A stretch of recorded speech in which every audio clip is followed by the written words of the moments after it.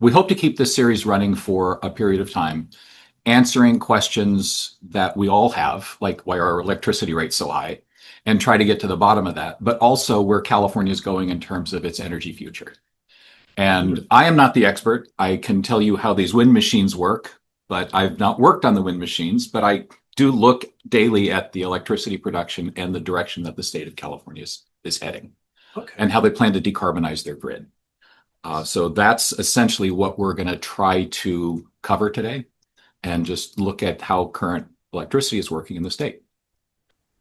Well, we've got Paul here, so we've got two Pauls here. So let's meeting of the Pauls. Well, I'm sorry, my name is Tom, but I will be doing tours later today. But what I wanted to start with, and I'll have to share the screen so Paul Gipe can see what we're talking about too. I'm Paul H. He's Paul G. So Paul Gipe. Okay. So here we're actually looking at the California Independent System Operators live or every 5-minute display or output of the current electricity production through their part of the grid, which is about 85% of the state. So they represent basically Southern California Edison, Pacific Gas and Electric, and San Diego Gas and Electric. This doesn't include Imperial Irrigation District or Department of Water and Power in Los Angeles, the Turlock Balancing Authority, the Northern California Balancing Authority, but this is 85% of the state and reflects what I think the state is striving for, which is by 2045 to fully decarbonize their grid. And Paul G, jump in anytime you want, because my understanding of this is entirely from reading the governor's report on how they intend to do that. I could pull up a slide to show this, but basically they're intending about 66% of the electricity produced in the state to come from solar energy.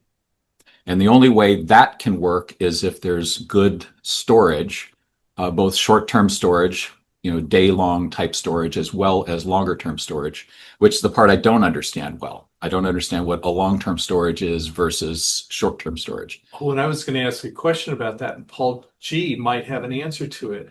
I read not too long ago that a new installation went out here in the desert between Palm Springs and the border, in Blythe, that they, I guess it was a PhD student from MIT, had developed this concept they were calling rocks in a box. That was actually this large thermal building, probably the size of a container, shipping container, that's heavily insulated, and inside has these carbon bricks and a heating element, and it takes that heating element and that radiates into the carbon bricks for storage. So it becomes a battery. Thermal storage. It's a giant battery, and it can hold that for days. So the advantage to that type of storage is it's not volatile, it's low cost, and it kind of helps some of the storage solution. And I'm even seeing articles about communities that are concerned about battery storage being volatile and dangerous, and this may address that, but could it make a difference? Paul probably knows a ton about that. Paul G probably does. Paul H doesn't. Well, I should say that I don't follow futuristic stuff. And in fact, I don't follow much of anything anymore. But I only follow or talk about or write about stuff that we're using now or can use now. It's in the near term, and the idea of using thermal storage for storage of, say, solar electricity, that's not so unusual. It doesn't take an MIT student that, I think it's Eric Stiesdal, a famous Danish wind engineer and inventor, one of the pioneers of wind energy. He ran Siemens Wind Energy for many, many years. He had invested in and become a partner in and was developing rock storage. You got a lot of rocks in Denmark, and because the glaciers leveled the place, so they got lots of rocks, and they were going to use rock to store heat and then they would recapture the heat to run through a turbine, or in a place like Denmark, they could use it in a central heating system, district heating system. So yeah, it could be that's out there someplace, but right now what we're building is batteries, and long-term storage would be maybe different kinds of batteries than the lithium-ion batteries we're using now. Or when we get the rest of the nuclear plant off the line from Diablo Canyon, we have Helms pump storage, and so we have a big chunk of pump storage. That's long-term battery storage in California is pumped hydro. I mean, I don't know if it's Helms or it's one of those. FCE has one up here in the Sierras, and they've been using that to back up to level out their production from their nuclear plant. So, go ahead, Paul. Do you know how? So we do have more pumped hydro in California than I thought we had. My understanding was most of the pumped hydro resource in the United States was in the Northeast and the Northwest, and we actually do that in California. Oh yeah, we have a big chunk, and now, unfortunately, I didn't prep for this. No. The whole point of this sort of Pathfinder, and you did miss my brief preamble. We're trying to figure out what topics people are really most interested in. And we have one member of the community here, but that's it. He happens to be a perfectly good one, which is really kind of nice, and is connected. The Sustainability Commission he's referring to has been to the tours, and I'm very proud of the fact that the Palm Springs Sustainability Commission does take renewable energy extremely seriously, and sort of adopted this local wind farm. But we do have battery storage going in the city of Palm Springs. And you probably know about that. Yeah, Geno Tree at the airport. And Dinah Shore. And 1,600 megawatt hours of storage right here in our backyard at the moment. So that's 400 megawatts that they're discharging right now from 4 to 9 p.m. Oh, wow. So, and that's supposed to triple in capacity. Yeah, I'll look up the pump storage that Edison has in the Sierras. There may be additional pump storage I'm not aware of, but there's a really big plant. We're talking thousands of megawatts someplace in that range. And I don't know how many megawatt hours, but I mean, it's a big reservoir and you can drain it. Now, it's possible that there could be some other reservoirs that we could use for pump storage, but there are environmental consequences of pump storage. I mean, you drain the lake, and it's nothing but bare earth. It looks pretty ugly. So everything has a cost to it. But that's something that's been there. It's been there for at least almost 30 years now, because Diablo Canyon is being closed down. Well, we think it's being closed down. Yeah, we think it's being closed down. So do you know about Diablo Canyon? It's the last remaining nuclear power plant in the state of California. Right, I knew that. I was going to ask Paul Gipe for some clarification. Context clues. I think I'm starting to understand what pump storage is. That means hydroelectric pump. So when water is stored and drained, that changes the pumps. Go ahead, Paul. Correct me if I'm wrong. It's you take electricity. So like the nuclear, this was originally built from the nuclear power plants in the state. At night, when we're not using a lot of electricity, and the nuclear plants, they can't dial them down very much. They have a lot of excess electricity, so they pump the water uphill. It stays in a reservoir. Then, 3 or 4 o'clock in the afternoon, when it reaches a peak, turn the air conditioners on. Then they let the water run down.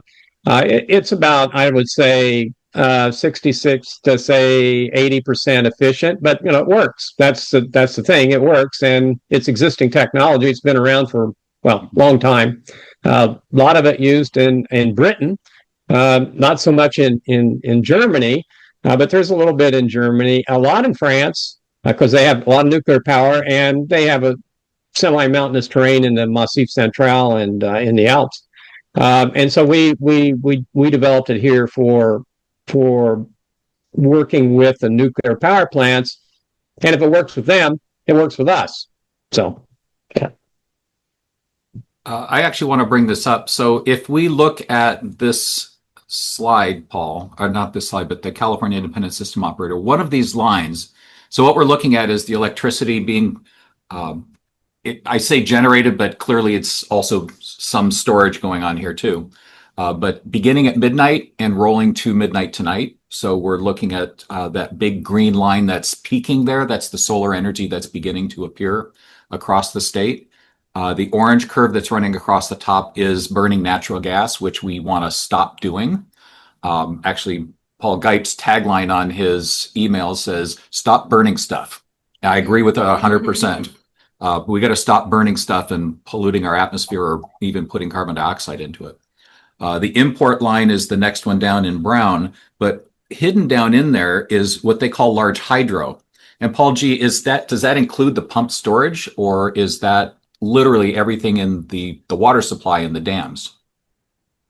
Well, I think in the chart, if it's instantaneous power, it would include the pump storage as hydro. But when you look at the tables of generation sources in the state, pumped hydro is out of that. It's separate because it's not a generation source.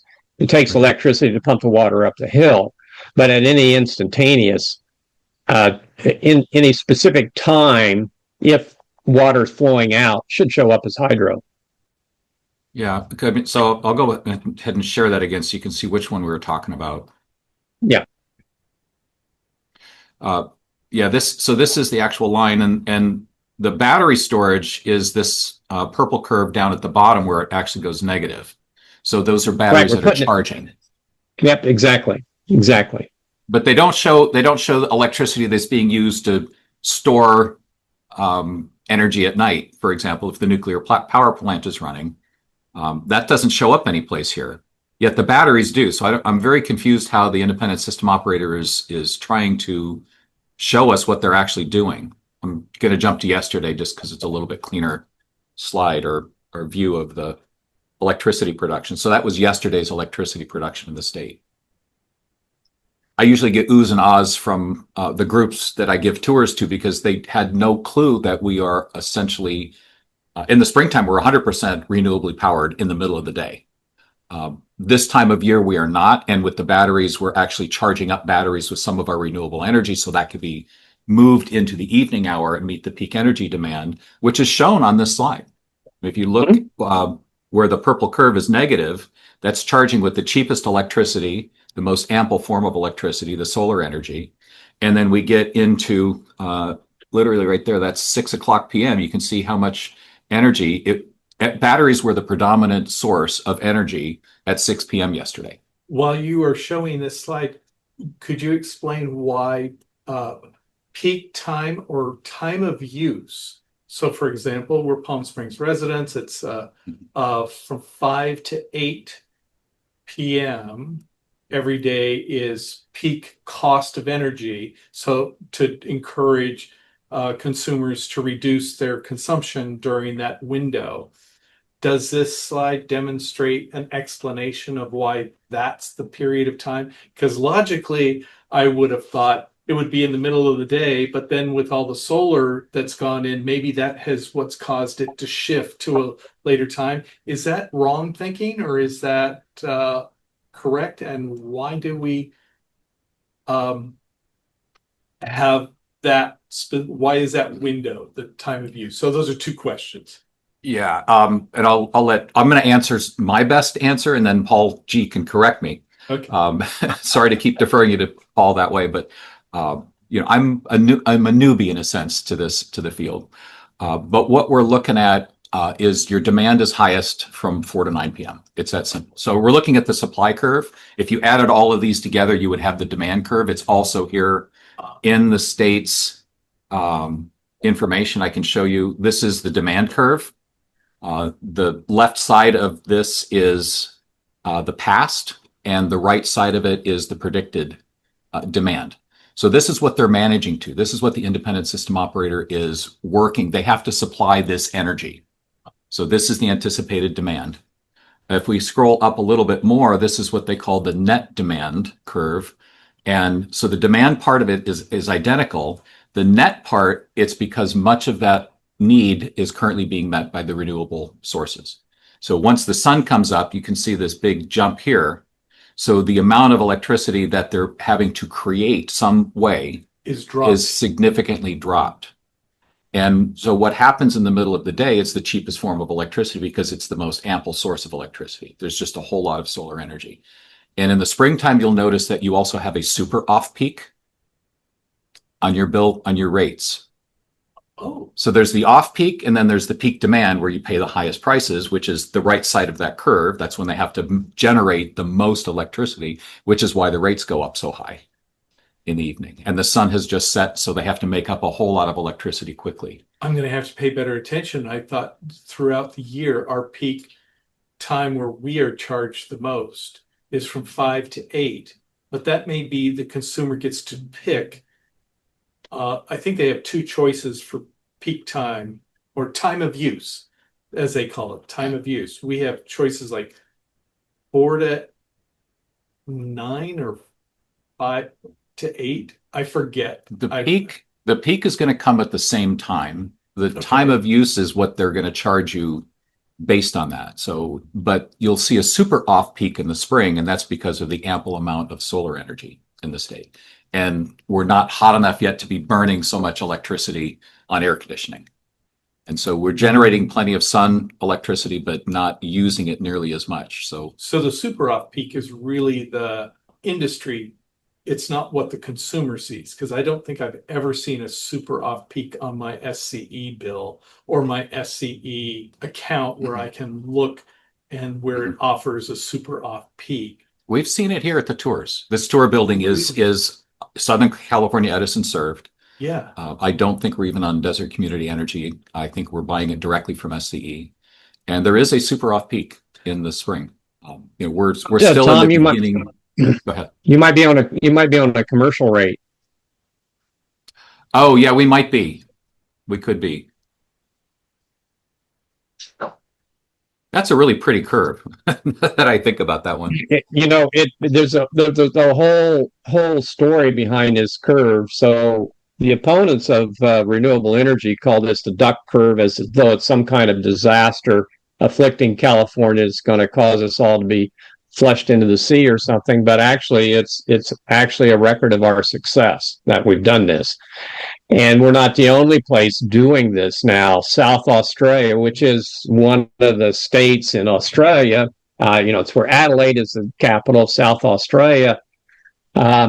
They, during the peak solar period, they're generating 100% of their electricity with rooftop solar. I just learned that Friday. I didn't know that. This was just completely blindsided me. I didn't realize that they had gone that far. And in contrast, here in California, and this is a measure of success that I was also surprised about because I hadn't followed it in a long time. Currently, rooftop solar in California is providing 10% of the state's electricity. Of course, that's not shown in this kind of chart because it's behind the meter. But 10% of the California's electricity, so we'd have to generate 10% more if we didn't have rooftop solar. And so it was just a resounding success. And because of that, the PUC decided to dial it back. So, I mean, at the direction of Governor Newsom, and we don't need to get into that in too much details, but right now, solar is not very attractive for individual consumers in California because of changes in policy. But for me, this chart is a measure of how far we've come.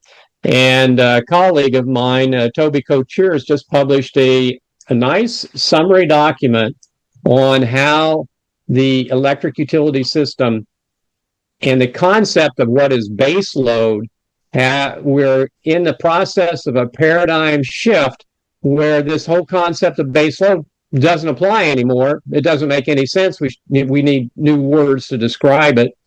And he just published it, and it's a really nice document because it's got beautiful graphics, very short descriptive paragraphs, and it looks like it was designed just to give to politicians and policymakers. So I can send a link to Tom after this because I haven't talked to Toby in a long time, and it's really an excellent document. I'll send it to Tom. Paul G, can I ask a question? You said the policies have changed for the consumer. Have they also changed for the at the commercial end or the production end? Because just this past weekend, we drove to Phoenix for an event and came back, and all the major solar farms that are going up are just jaw-dropping, and their scale. And I was wondering, and that's both in California and in Arizona, because we went to Phoenix. Has a policy No, changed? yeah, no, that we're still building solar like crazy, and building batteries like crazy too. We were way behind in battery construction because, well, I shouldn't get too far down into the weeds on this, but the Public Utility Commission didn't do what it needed to do 10, 15, 20 years ago when we knew we were going to need a lot of batteries. Now they got the message, and we're building batteries like crazy. So the solar, no, but rooftop solar, this is a very sore political point for a lot of us in renewable energy. The state of California has dialed, we like to project this image that we're a very green state. Well, in comparison, say, to Texas, well, no, Texas is very green when you get right down to it, but in comparison to the state of Indiana, where 90% of the electricity comes from coal, we are green, but we've dialed back rooftop solar. It's very difficult to do rooftop solar now economically, unless you put in batteries, and batteries are not cheap. So it makes the whole system much more expensive. So whereas we were installing solar for everybody, now it's pretty much you have to be upper middle class to take advantage of rooftop solar. Mm-hmm. And there are a couple of solar. Why did the cost go up so high on rooftop solar? I mean, right now, it's the cost of rooftop solar is going up because you have to use batteries. I mean, you can install rooftop solar on you can install it and connect to the grid. It's just not an economic decision. If you want to do it to save the earth, solar is cheap right now, but you're not going to make money doing it. You're not going to save as much money as you would just a few months ago. Well, last year. And to make it economic today, you have to install batteries, and batteries are very expensive. So the economic question is much more complicated. And well, 80% of the employees, 80% of the rooftop solar industry is gone in California. There's just a few companies remaining that do it. Is that because the utility companies aren't paying back customers now for the solar use that they're putting into the grid? incentives. Incentives are gone. Well, they're just not paying. Yeah, they're not paying for it. That's why you have to store it in batteries. And that's it's not, well, yes, the Public Utility Commission did acquiesce to a request by the utility companies. So the utility companies are behind this change in policy, but the change in policy was also endorsed by the Newsom administration and the Public Utility Commission under pressure because they had been challenged several times, and they had to roll this back a few years ago, but this time they got it implemented and it's in effect. And so 80% of the people who were working in rooftop solar last year lost their jobs. Yeah, that's not a good story. One of the questions I had was about rooftop solar. I was on a panel recently for the Desert Health District, and I was seated next to somebody from Renova Energy, and they were talking, and the numbers that they were putting out were significantly different than the numbers that the California Independent System Operator puts out because they're different. They're different types of production, right? So the state of California shows, I think it's 19% of our electricity in total came from the sun last year. So it's just 19%. And the number he's throwing out is more in the 30% range. And I don't know how that's reconciled. But my understanding is the grid operators typically think of the rooftop solar as a lower demand, right? So it's just, in a sense, it mitigates the demand. The energy technically really never leaves that neighborhood where it's produced, because if you're not using it, it's flowing into, and it's not going into your batteries, and it's going into your neighbors' houses. And you're not getting paid for it. So that was sort of one, and that's how I usually talk about it. I don't really have any more answer than that. Maybe Paul G does. The second issue with the rooftop solar is that new homes still have to have rooftop solar, is my understanding. I think it's still a building requirement in the state of California. but they don't have to size it up terribly large. It has to, I think, equal the total energy used by the home, but no battery installation. And so some of these solar panels, I mean, like a 6 kilowatt array on a big home, it might be a nice offset in the middle of the day, but it's not going to meet the needs for that home. So I never understood both of those things. I don't understand those at this point. Yeah. Especially out here during the summer. Yeah.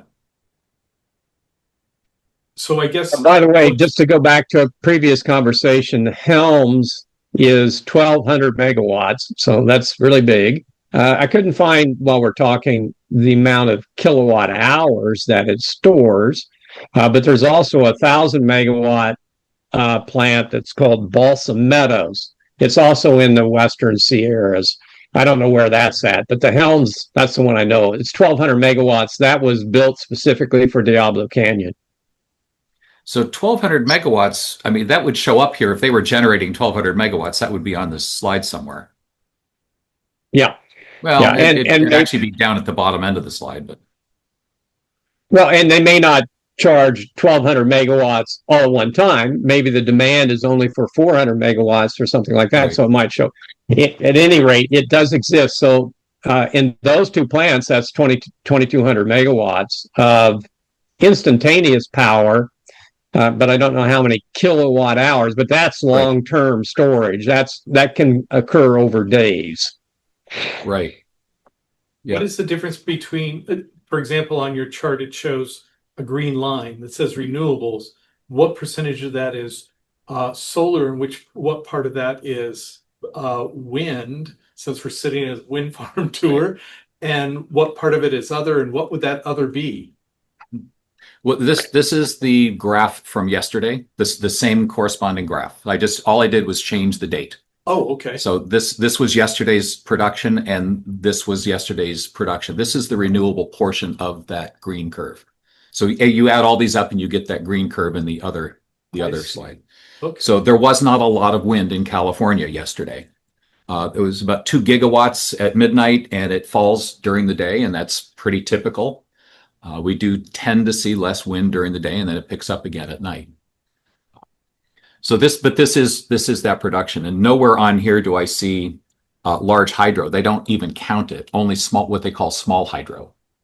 And Paul, maybe you know more about that, but it's certainly not that 1,200 megawatts. That's not small. No. And I think they in the CEC's record keeping of this, large hydro is separate, and small hydro is considered part of the renewables package. I mean, it's all renewables, but the records are kept separately. Yeah. The nice thing about the state's data is you can actually turn everything off except what you want to look at. That's actually the large hydro that was produced yesterday, or the electricity production from large hydro from yesterday. So this could be that pump storage. It could also just be releasing water from dams because we need water. And they do use that to generate electricity. But day by day, this chart looks about like this. They do tend to release water less during the daytime when there's ample solar energy. I think that's your answer right there. That's it. Yeah. You think that this includes that hydro. Yeah. But it's interesting. So the pumping of water into the reservoir isn't really accounted for except as a demand, part of the demand. Right. So the other fun thing for at night. Yeah. And the fun thing for me on this chart, because I've been looking at these battery installations over the course of years, I mean, looking at these data, and this is I'm now noticing we've got 9.5 gigawatts of instantaneous release from batteries. That means we have 9.5 gigawatts of battery capacity in the state right now.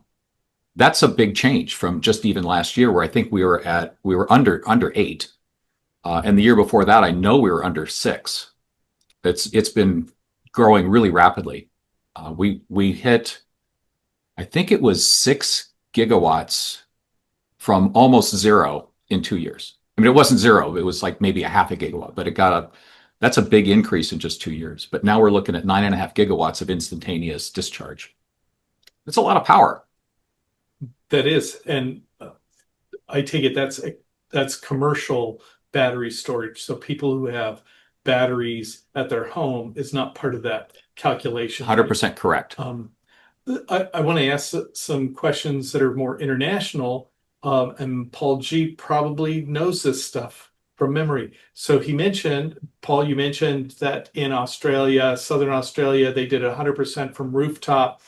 I also we had some visitors not long ago who talked about the cost of installing solar on a home in Australia was so much lower than it is here. And I was wondering why.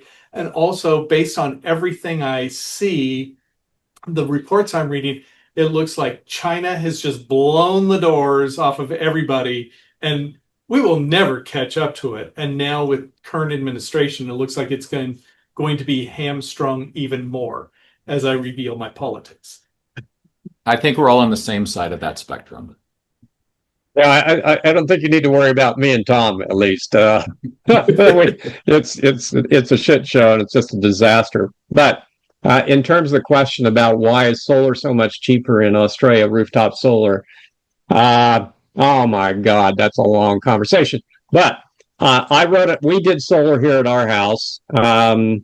And we did it just a few years ago because I refused to do it in California because I was an opponent of the current policy and I advocated changing the policy. Okay, I lost big. Finally decided, well, I better do solar before they change the damn regulations, which of course they did. Anyway, so we got solar. And when I started that process, I got a couple of bids. And I said, well, wait a minute, I work with this stuff. I should do a study of it. So I got 24 bids, and they were all over the map. But the general message was they were way too high from what I expected to pay. So I contacted my colleagues elsewhere in the country, and oh, indeed, they were charging way too much in California. So in the end, what I did was I knew what I wanted to pay, what I thought would be required to do this. I had an electrical contractor. I hired him. I said, find a solar company that will do it for this price. And he did. Everybody's happy. We're happy. Not only that, I got the solar panels I wanted. They were not Chinese. They're not Vietnamese.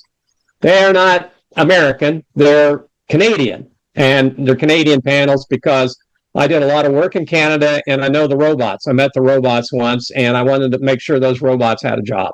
So anyway, bought Canadian panels. They work fine. They're only like a few dollars more expensive. And there's no reason for me to buy Chinese or Indonesian or Vietnamese panels. So I got what I wanted and I paid what I wanted. And there's an article about that on my website. I will send a link to Tom. That I probably can find. I can't find Toby Couture's link right now, but I'll get it. I'll get it. Anyway, the simple message about why it's cheaper there is because they're not gouging customers, and why they're not gouging, because they put their shorts on the same way we do. So there are plenty of Australians who want to gouge their customers, but we have the highest electricity rates in the continental United States, and the solar companies know that, so they can charge a very high rate for their solar installations because it's still going to be profitable for you. They have a target profit or payback that they think that you will justify putting it on your roof, and then they adjust their prices so that it makes that. Whereas if I was in the state of Michigan, I could get the whole thing for half price because the electricity is dirt cheap in Michigan. So that's it. They're gouging people in California. I mean, I don't know what the prices are now because I did this 3 years ago, but I've written an article saying this is how much we saved by just doing it ourselves. And I say doing ourselves, we didn't get on a roof. I hired people to do it, but I knew what I was willing to pay. I write that article. I write all my articles. So people like you, Paul, and the other person in the audience, you can learn this stuff and do it too. So Paul, could you give a percentage of how much less it costs because of your knowledge and your from what you were quoted to what you ultimately ended up paying? Was it like half? Was it Yeah, it's 75%? you know, unfortunately, I'm aging and I can't remember everything. You know, I don't remember what I had for lunch yesterday, but yeah, it was around like 40% cheaper, 50%, something like that. Yeah, That's pretty significant. Yeah. yeah, it was well worth my doing my homework. And in fact, I mean, you know, it was just a fascinating experience for me. It turned out, you know, it was a pain in the ass to do it because I had to deal with all these people. But I called a colleague in Michigan who I had helped doing wind stuff. And he said, "Oh, Paul, don't pay those prices. You get the equipment. I'll fly out to California because he's got a daughter out here with a grandkid, so he wants to visit them. And he said, I'll come up and put the thing on for you for this amount." I mean, it's like, really? So then I knew it could be done. I called my colleagues in Ontario, Canada, where I did all this work. Yeah, it was about the same price as what they were paying in Michigan for the same reasons. So I knew it could be done, and I knew I didn't have to have the Chinese panels. So for me, it was just like, shit. Anyway, we did it. They work. We've just gone through complete electrification of the house. We've had the fossil gas, I don't call it natural gas, fossil gas, actually disconnected by PG&E. They actually came and dug up the street and welded the pipe closed. And, you know, there's no gas to this house now, no gas, fossil gas. We're just electricity. He did write an article on that too. It was kind of a good read. It was a good read. Great. Yeah. That's awesome. Yeah. I think there was a photo of the gas meter completely disconnected or removed, or I just remember that as it was like the victory sign. Yeah, and the other person in the audience, Paul, is my wife Annette. Oh, Annette. Hi, Annette. Okay. Oh, they know each other. Yeah, a little bit. And technically, she's kind of my boss here at the tours, but that's another story. Okay. So back to the international, one of the other comments I made was about, it appears to me as a layperson that China has already blown the doors off of everybody else, and certainly the US will never catch up to that. And the other question is about wind farms in the North Sea. And I wonder how they're doing. And the only reason I ask is because I know some people who are involved in that. They're my relatives. I just am not connected to them very well, so I haven't seen them in a while. But when we were there in 2000, they offered to take us up in one of them, and we had to get to a flight. So I didn't get to go in the elevator inside the thing, and I thought they must be much bigger than the ones here, because I can't imagine an elevator in any of these. She said she thought. So what they have on some of these are lifts.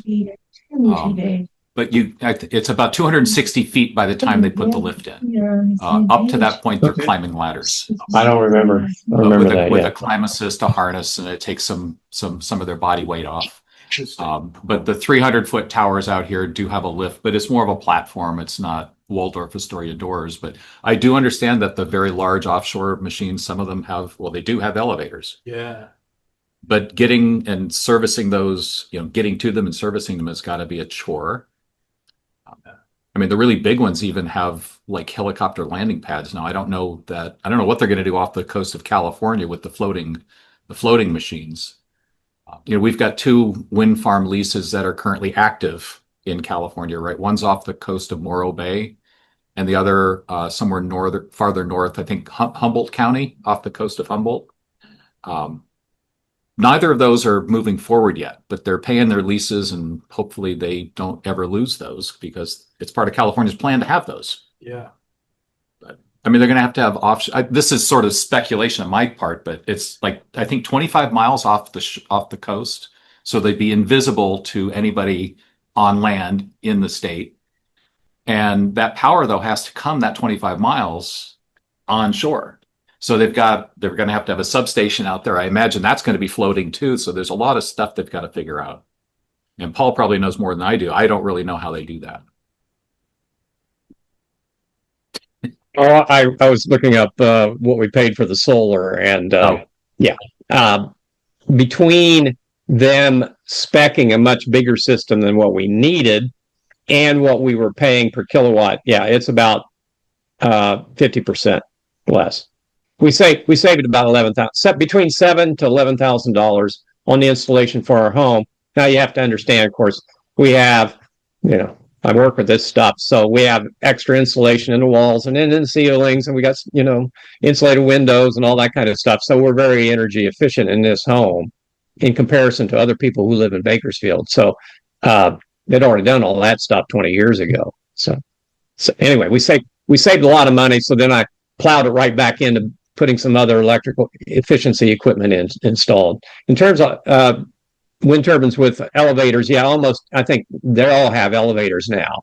And a reason for that is to keep the employees, because climbing those towers, you only can do a couple towers a day. They're so damn tall, and the employees will wear out their knees, and then you got to train somebody else. You got to put somebody on disability. So they've all gone to elevators.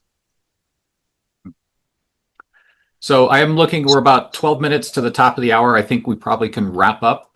It seems like we have a few topics we could pursue again in the future. It sounds like pumped hydro is something that I need to learn more about. Thank you, Paul, for that.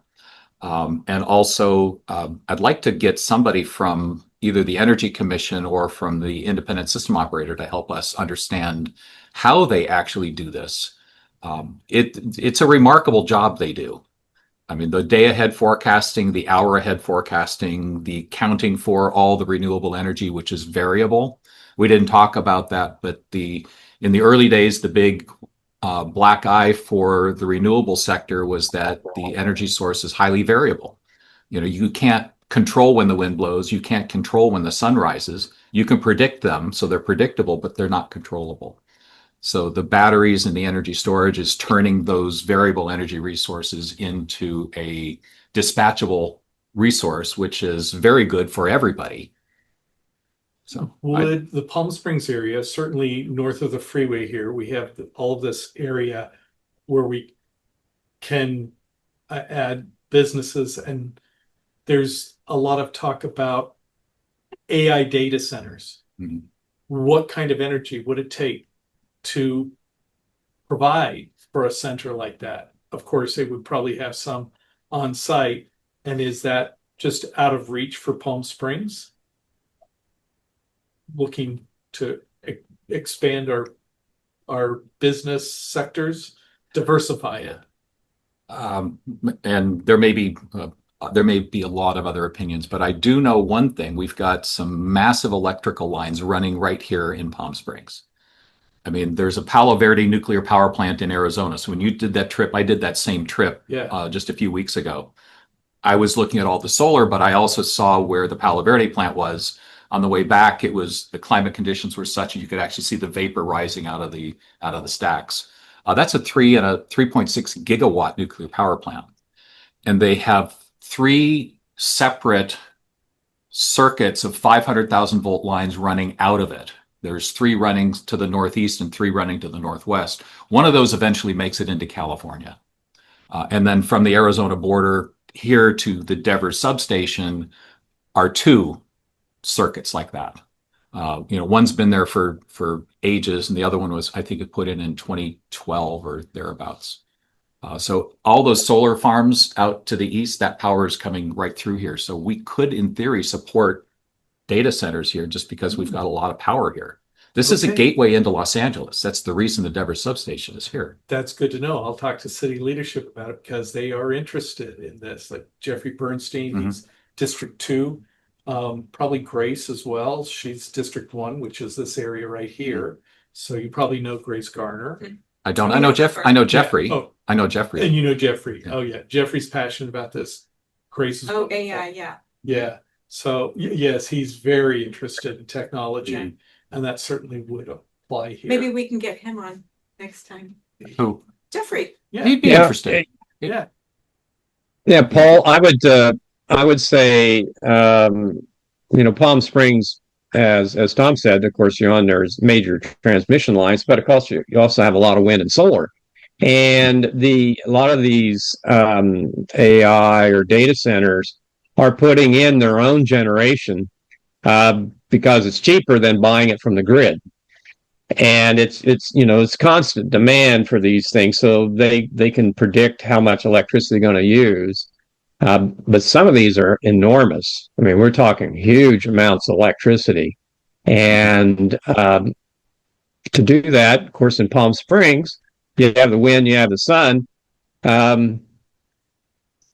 You have to deal with the environmental impact and the community reaction to building a data center. I mean, it's a big building, of course, but if you build a solar farm or a wind farm to power it, you have to deal with the community consequences. Say, well, I don't want any more windmills, or I don't want any more solar panels. I got them all over everywhere, that kind of thing. You have to deal with that. The other thing I'd say about data centers is I'm a curmudgeon and getting worse by the day. And I just think this is a terrible way for the country to go, to build data centers. I mean, I don't use a data center. I mean, I keep all my data on a separate disk in my own property. I don't use cloud storage for anything. And I don't think anybody You're a else should use it. dinosaur. Oh. Well, it's secure. It's secure. Yeah, I mean, I am a dinosaur, as Tom will tell you. That's why I've been writing all these articles about the history of wind energy, because, well, to the end, you might as well tell all this stuff, because there's not going to be somebody after us, but they won't know this stuff. So yeah, definitely a dinosaur. But anyway, I mean, it might be. I wouldn't say there's going to be a lot of employment during construction, but I don't think. I mean, it's all automated. You don't need people for this. So I don't know. Okay. Like I say, I'm a curmudgeon. I'm not a fan of that. Okay. Well, okay. I'm gonna hit the stop record button here, and Thanks, then Paul. I want to Thank just you. add a few more things. Thank you, Paul, for joining us. Yeah, that was really great. Thank you. Heck of a surprise and very much welcomed. Thank you so much.